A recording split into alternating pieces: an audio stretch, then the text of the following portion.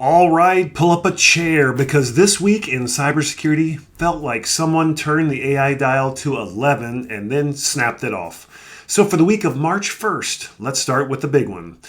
So Anthropic launches Claude Code Security and boom, cybersecurity stocks wobble. CrowdStrike down, Palo Alto down, Cyber ETF down. Why? Well, because Claude isn't doing rule-based scanning. It's not looking for patterns. It's reasoning about code like a human researcher. It claims it found 500 plus vulnerabilities in open source projects that had been sitting there for years. I mean, look, that's not incremental. That is actually disruptive. But here's the thing. Right now, it's narrow. It scans code. I mean, that's it. It doesn't replace DAST or API testing, container scanning, secrets management, supply chain controls, posture management, all the boring stuff enterprises actually need. So what is our real takeaway? Well, AI is going to compress margins in code scanning. Cheap AI tooling will pressure niche vendors, which is certainly good, and large enterprises still need breadth and governance. And so here's some practical, actionable steps. If you're running SaaS today, you need to test AI-assisted scanning in a controlled repo.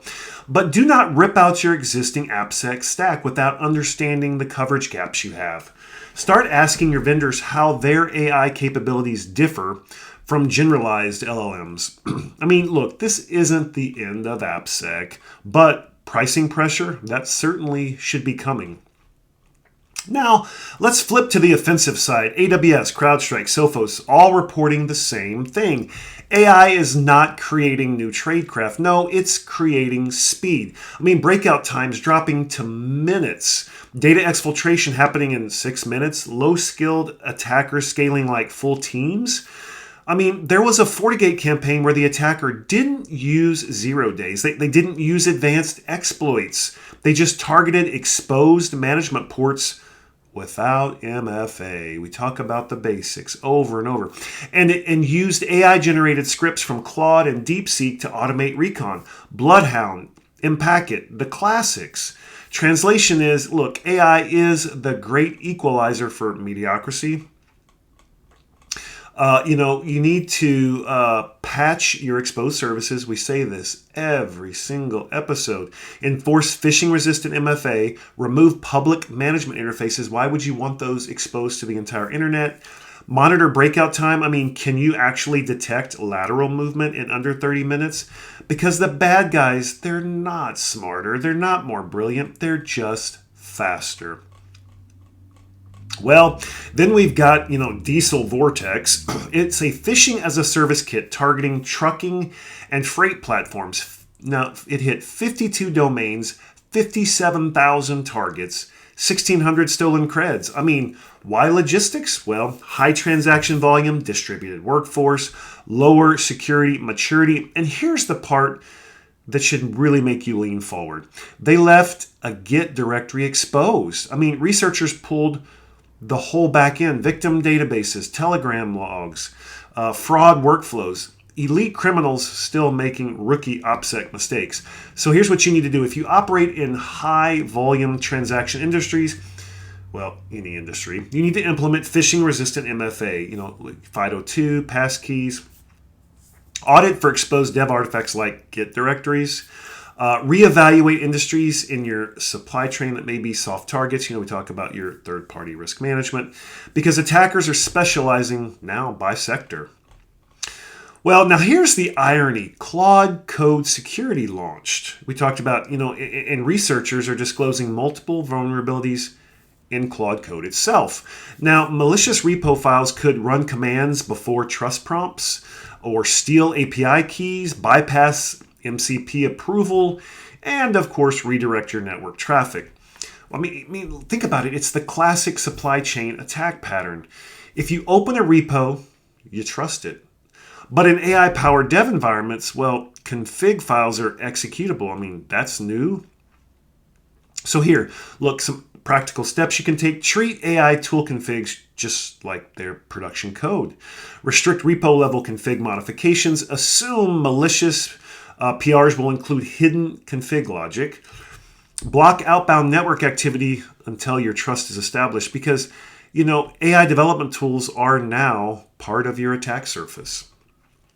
Well, let's talk about OpenClaw again. A Meta AI researcher told her AI agent to clean up her inbox. Well, it did. It deleted everything, ignored stop commands. She had to sprint across the room to kill the machine. I mean, that's not satire. That's, that's compaction behavior. I mean, the context window grew too large. It summarized and skipped the stop instruction. Meanwhile, IDC predicts 20% of large enterprises will face lawsuits, fines, or even CIO firings by 2030 due to rogue AI agents. Let that sink in. Not breaches, agent misbehavior. So here's what you need to do. No autonomous AI agent should take irreversible action without a human approval checkpoint. Log every agent action, establish escalation kill switch protocols, inventory all your AI agents running internally. I mean, if your board asks, what are our agents doing? You better have an answer. Now, this one sounds like sci-fi. A software engineer reverse engineered his DJI vacuum with an AI assistant. Of course. He discovered the token granting access to his robot, also granted access to just 7,000 others. Live cameras, microphones, floor plans. I mean, this isn't hacking, just poor back-end token validation. Imagine that in humanoid robots 5 years from now. So look, again, we've said this over and over, but in your personal life and in your enterprise, treat IoT devices as enterprise-grade assets. Segment them. We always talk about the fish tank at the casino. Audit API token permissions. Reduce reliance on cloud-side token validation without proper scoping. I mean, because smart homes are becoming surveillance platforms, some on purpose, but some by accident. Well, Microsoft confirmed a bug that allowed its Copilot chat to summarize confidential labeled emails, even when your DLP policy should have blocked it. This is the quiet risk of AI and productivity tools. It's not malicious, just misclassification and processing logic errors. So again, you need to validate that your AI copilots respect your DLP environment. Audit your Copilot access logs, monitor your tenant configuration drift, and assume confidential labels are not really an absolute protection because AI doesn't respect labels unless enforced in the processing pipeline.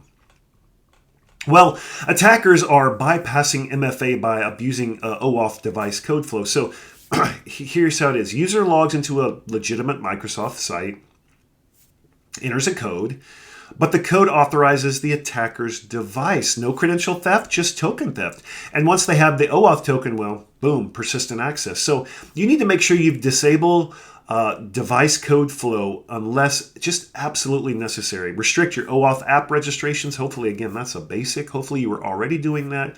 Monitor unusual device authorizations and audit non-human identities. Huge as part of your overall IAM strategy, and token lifetimes. Because look, MFA is not magic if your tokens are loose.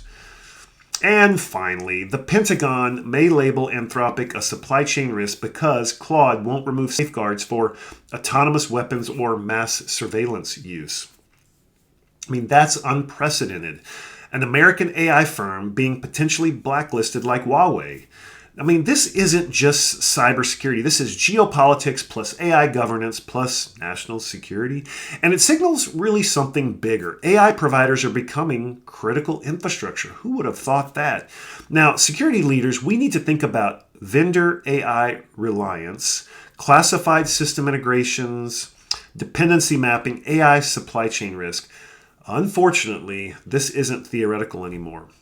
So, what did we learn this week? Look, AI is compressing breakout time, pressuring security vendors, which is a good thing, introducing new supply chain risk, and amplifying your phishing scale, breaking governance models, stress testing board oversight, and occasionally deleting your inbox. But here's the truth. AI didn't just magically create new weaknesses, as we've said over and over. It just amplified old ones. It exposed management ports, weak MFA, unscoped tokens, poor governance, unverified configurations. The basics still win, and that's both terrifying and reassuring. It should be, because the fundamentals really still matter. All right, friends, that's your Cybersecurity Whisperer for this week. Look, lock down your tokens, patch your edge, don't trust repo configs, and maybe supervise your AI before it supervises you. Talk to you next week.